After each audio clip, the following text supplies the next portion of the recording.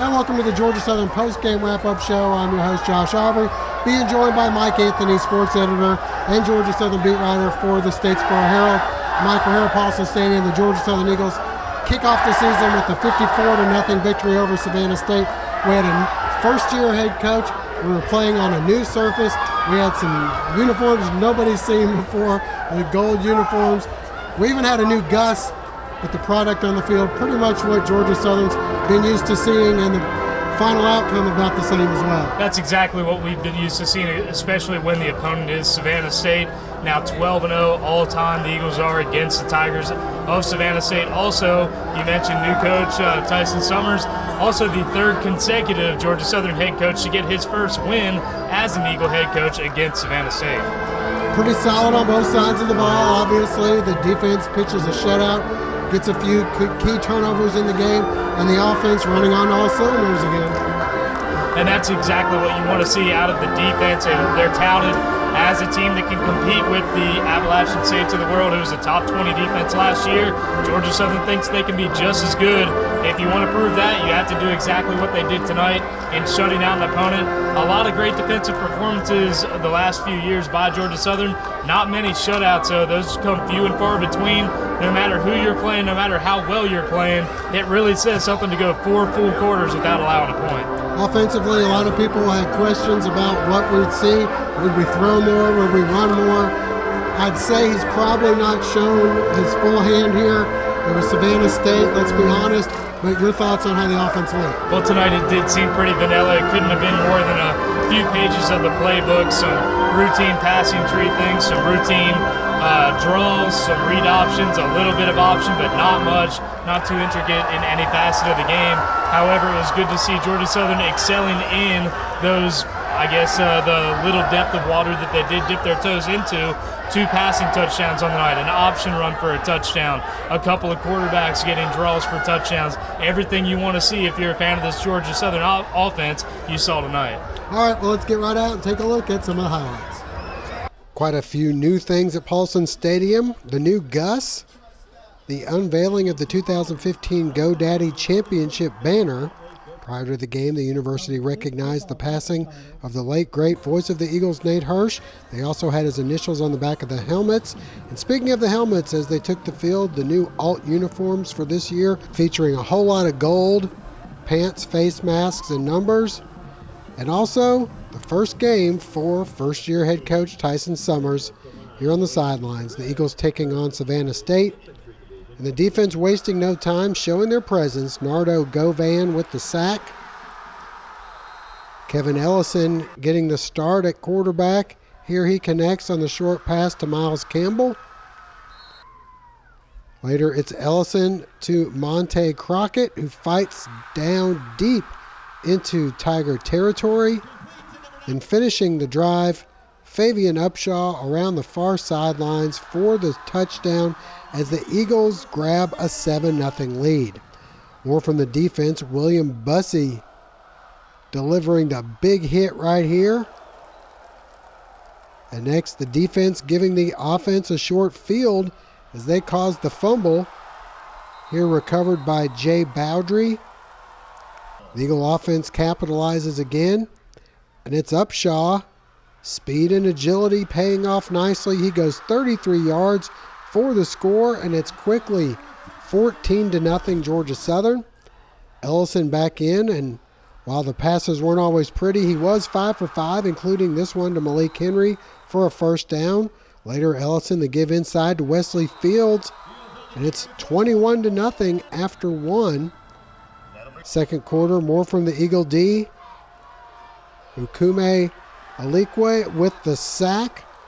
Upshaw back in at quarterback, and he was 7 of 10, including this 12-yard touchdown pass to Matt Breida. 28-0 Eagles at the half. Second half, Ellison back in at quarterback, and he goes straight up the middle, 11 yards for the score. The Eagles rush for 420 yards, but to the air we go.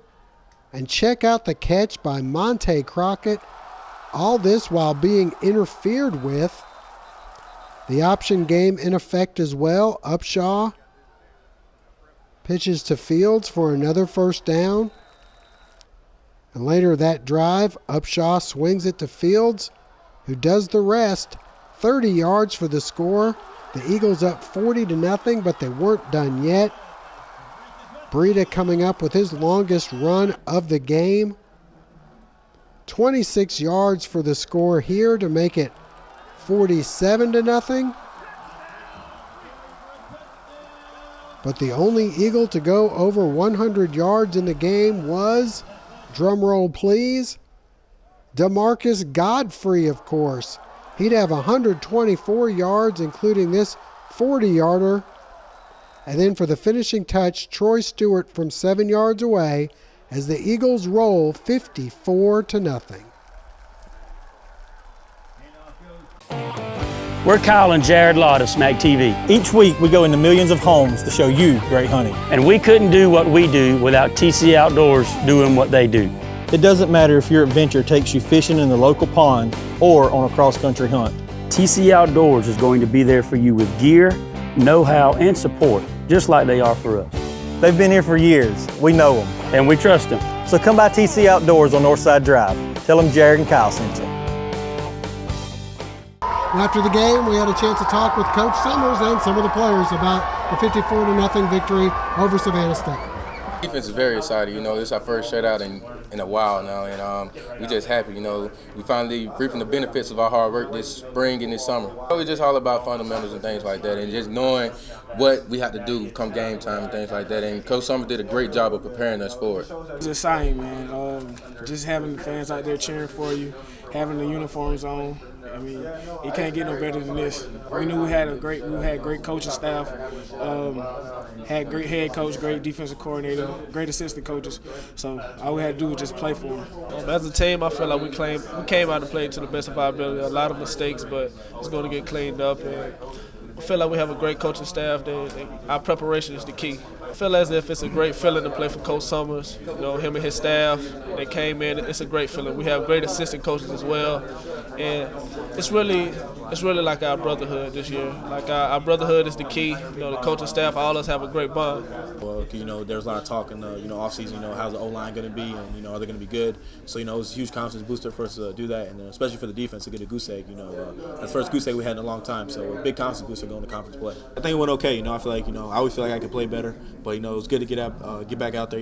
Get hits. I haven't got hit since the bowl game, so it was a great feeling and getting back into the groove. Anytime you got an opportunity to get a win, win's important. Obviously, I felt like we did that tonight, and proud of our guys. Again, you sit there and you go through, over 8 months now with this group of young men. I'm still the same way I was from my press conference December 26th. I've never been more excited to be here, and really proud of what they were able to do tonight. Not excited, not proud about penalties. Certainly, on our punt return team, we had opportunities for big plays, and in my opinion, should have had over 100 yards of punt return yards, and we didn't have that today. Turn the ball over more than I'd like to turn it over. From a defensive standpoint, obviously, opportunity to sit there today and play well. They played hard. They played physical. We'll look and see what their execution was once we get a chance to look at the tape. But obviously, anytime you have a shutout, you've got to feel good about that. Or from an offensive standpoint, there's a lot of total yards on there, obviously, and I certainly think that you were able to look up and see three backs tonight that played well and ran hard, and really a fourth one with Troy Stewart there at the end of the game. And I certainly feel like the two quarterbacks managed the game well. Outside of one throw over the middle of the field that I wish we had back, I felt like the two quarterbacks managed it well. I know a lot's been said about trying to throw the ball more efficiently. I believe in that. We only had 3 incomplete passes tonight. When you sit back there and look at it, and really some of the passes are what kept us in drives early on in the game. I thought that they performed well. We had an opportunity to play a lot of different people on both sides of the ball, and again, I thought that their effort was in the right place. I thought they tried to play, for the most part, the way we'd like for them to play and prepare the way we'd like for them to play, but at the end of the day, the penalties are eating me alive. And if we've got to be a disciplined football team. That's what we've talked about for 9 months now, and that's not what we were tonight, unfortunately. After the game, Coach Summers and the players commented on what had been an emotional week, including a severe illness in the Summers family. It was a huge win for Coach Summers tonight. He deserves it, especially what his family's been going through. He deserves every bit of this win. You see his pain that he goes through. and he has to be up here every day with us, and he has to play dad and take care of his wife. So, yeah, that makes us want to play harder for him and his family.